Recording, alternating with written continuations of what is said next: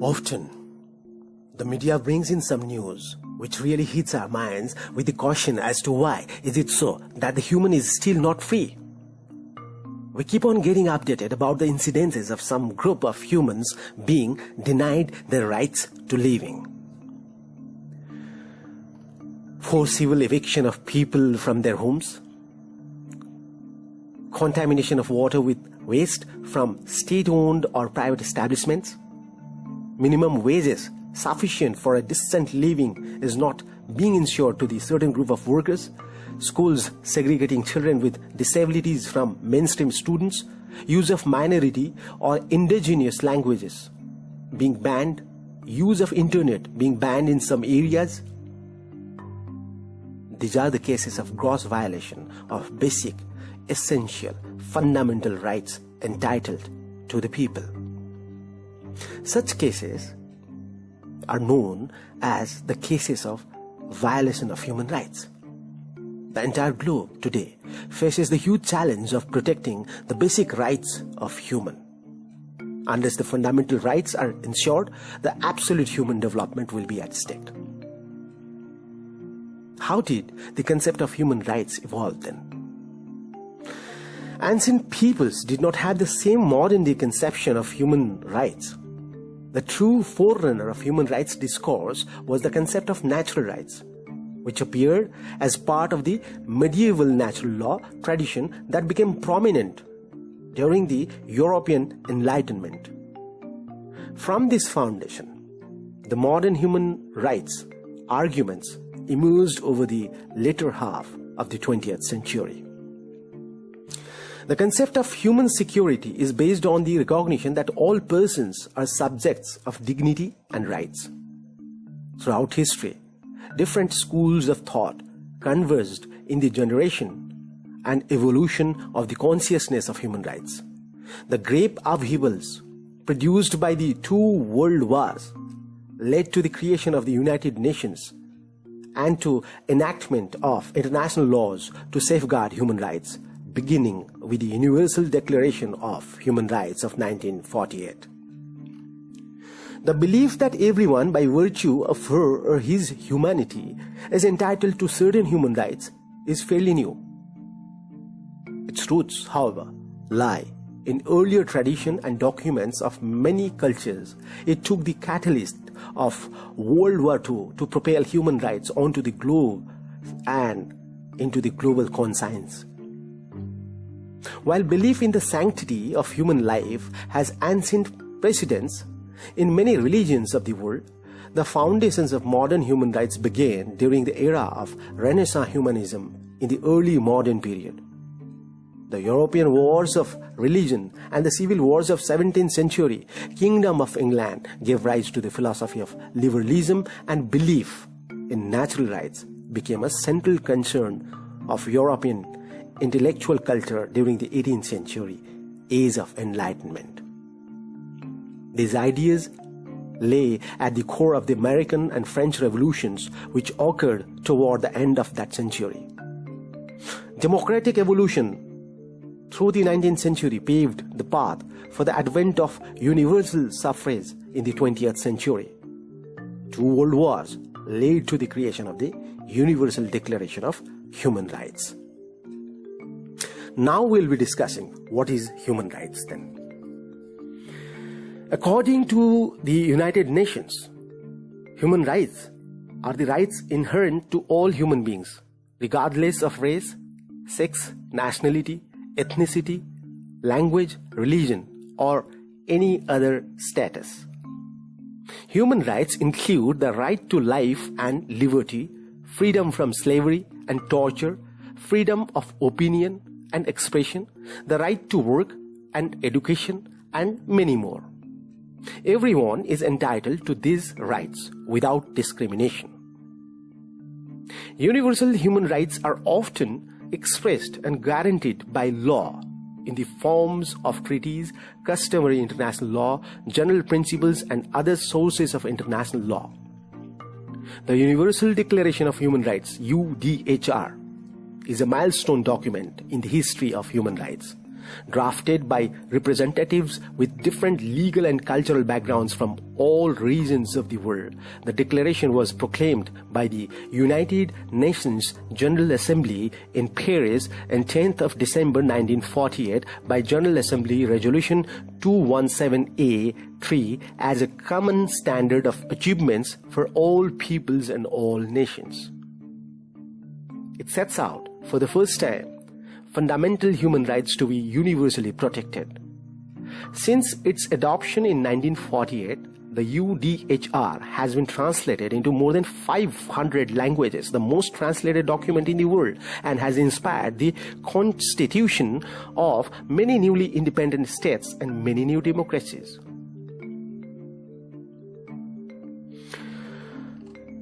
UDHR has established the concept of human rights basically into the three streams: the economic, the social and cultural rights streams. The International Convention on Economic, Social and Cultural Rights entered into force in 1976. The economic, social and cultural rights are rooted to the right to work in just and favorable conditions, the right to social protection, to an adequate standard of living and to the highest attainable standards of physical and mental well-being, the right to education and the enjoyment of benefits of cultural freedom and scientific progress. Now we will slightly discuss about the scenario of human rights in our own country, India. Swami Vivekananda long back expressed implementation of the principles of social justice and human rights for establishing a welfare state in the true Indian sense. To diminish gap between the high and the low was necessary. The notions of the right of man and other such concepts of human rights are as old as humanity. Human rights jurisprudence has always occupied a place of prime importance in India's rich legacy of historical traditions and culture. Human rights are essentially a product of democracy. The aspects of human rights are similar to the cultural perspective of India. Indian culture had the philosophy of protecting human rights since ages.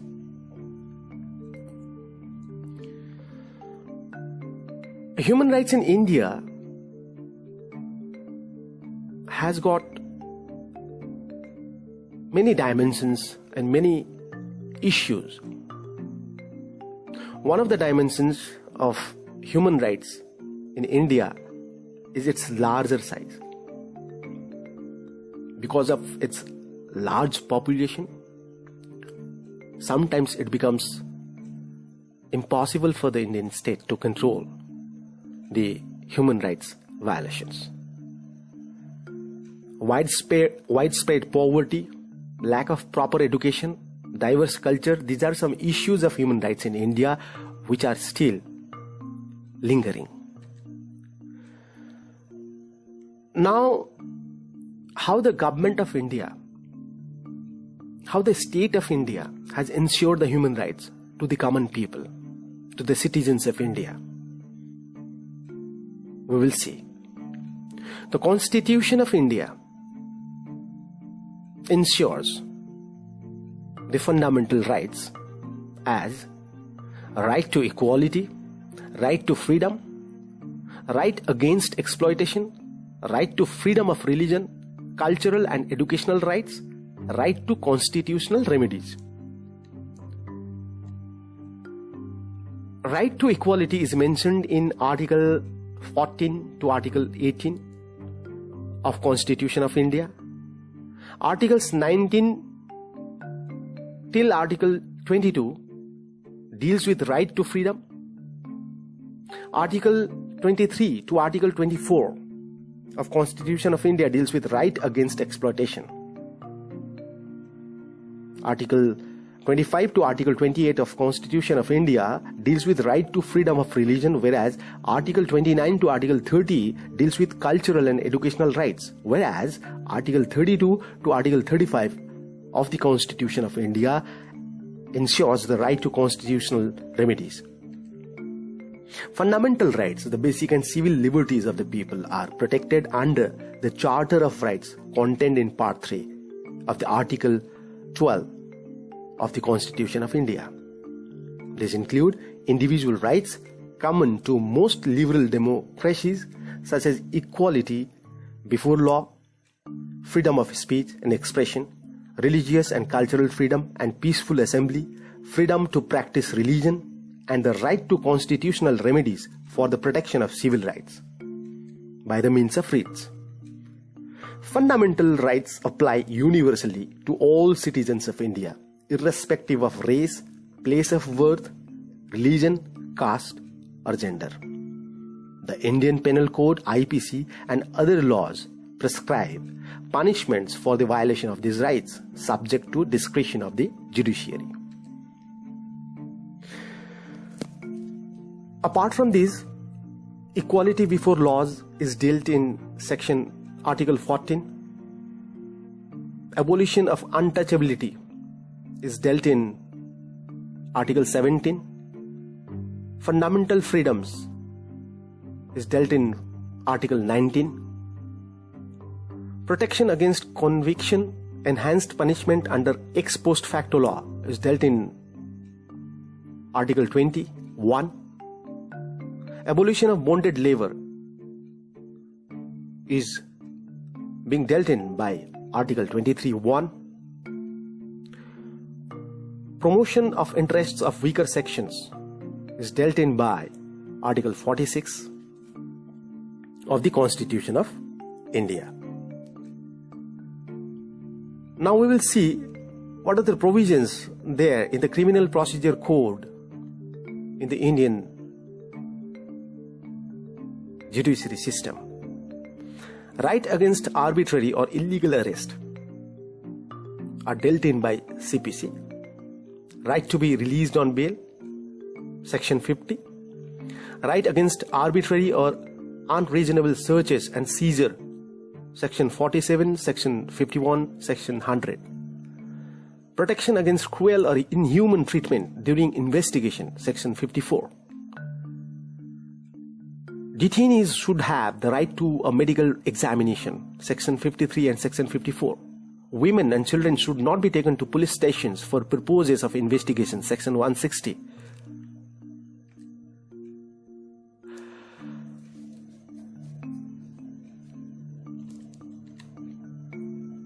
Now we will see what is the design of human rights in Indian system, in the state of India. The state of India came up with one very significant act on human rights in the year 1993 that provides for the constitution of national level and state level bodies or commissions to deal with the human rights issues. It even provides for the constitution of human rights courts for better protection of human rights. Human Rights Act 1993 was passed in the Parliament, which provided the ground for the formation of National Human Rights Commission, NHRC, which will be dealing the human rights issues centrally, and the formation of State Human Rights Commission in all the states of India will be dealing with the state level human rights issues, and all the human rights issues will be taken to human rights courts being run in various states of India as accordingly. National Human Rights Commission of India is a statutory public body constituted on 12th of October 1993 under the Protection of Human Rights Ordinance of 28 September 1993. It was given a statutory basis by the Protection of Human Rights Act 1993. The 2016 report of Human Rights Watch state that India has serious human rights concerns. Civil society groups are facing harassment and government critics face intimidation and lawsuits. Free speech has come under attack both from the state and by interest groups. The government is yet to repeal laws that grant public officials and security forces immunity from prosecution for abuses. This is what Human Rights Watch, an international watchdog for human rights, said. So, how the laws in India ensure the human rights, whereas some of the reports of violation of human rights are there still now? What are the laws that ensure the protection of human rights in India? Laws specially for women, laws specially for children, laws specially for disabled, laws specially for Dalits, laws specially for minorities, and laws specially for elderly persons. These are the laws which ensure the weak sections of the society in India. I'll give you a few examples.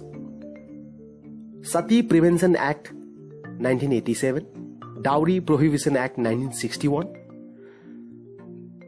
Immoral Traffic Prevention Act 1956, Maternity Benefit Act 1961, Equal Remuneration Act 1976 are some of the laws specially meant for protection of women's rights. The Juvenile Justice Act 2000, the Child Marriage Restraint Act 1929, the Prohibition of Child Marriage Act 2006, the Infant Milk Substitutes Act 1992 are some of the laws which will be protecting the children's right in India. Dalits Protection of Civil Rights Act 1955, the Scheduled Castes and Tribes Prevention of Atrocities Act 1989 are some of the laws which will be protecting the rights of the interests of the Dalits in India. Even before the adoption of the Disabled Convention in 2006 by UN, the Government of India adopted adequate legislations for the protection of disabled peoples in India. Persons with Disabilities, Equal Opportunities, Protection of Rights and Full Participations Act 1995 is one of the acts which ensures the protection of disabled people in India. A group of citizens of a state constituting a numeral minority and in a non-dominant position in that state, endowed with ethnic, religious or linguistic characteristics which differ from those of the majority of the population, are minorities. Among a number of instruments, the ICCPR 1966 is the most directly binding instrument on the states, parties, which address the rights of minorities through Article 27, which clearly impose an obligation on the states wherein the status of minorities is recognized by a state in India. Now, there is even some space for human rights of the HIV/AIDS victims who are still socially discriminated. Human immune deficiency virus or acquired immune deficiency syndrome has emerged as a major pandemic with serious ramifications. The government started taking care after the Supreme Court judgment in Mr. X v Hospital Z in 1998 held that the hospital discloses information for a prospective partner is not wrong.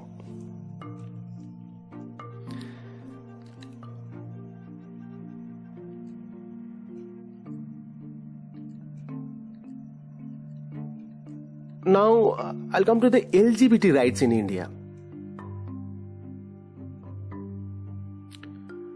The LGBT activists in India trumped in 2018 when the Supreme Court unanimously struck down Section 377 of India's Penal Code, which criminalized earlier same-sex relations. On 24th of August 2017, India's Supreme Court gave the country's LGBT community the freedom to safely express their sexual orientation. Therefore, an individual's sexual orientation is protected under the country's right to privacy law. So, we are almost on the verge of concluding today's discussion. It is only a brief survey of the issues concerned with a small section of society of human rights. Whatever the laws are adopted and judgments delivered until and unless the human rights is made compulsory and the value system of man and society is inculcated, the realization of HR will be difficult. It needs to nurtured and adopted with different societal strata and governmental action. Though we have the constitution and number of commissions, the lack of commitment on the part of the society and the state to promote HR, that is human rights, many a times most of us are in a position to realize the rights that are enshrined in the international documents. Let's hope a day will come. The world and the nation will bloom in the flourishing human rights. Thank you.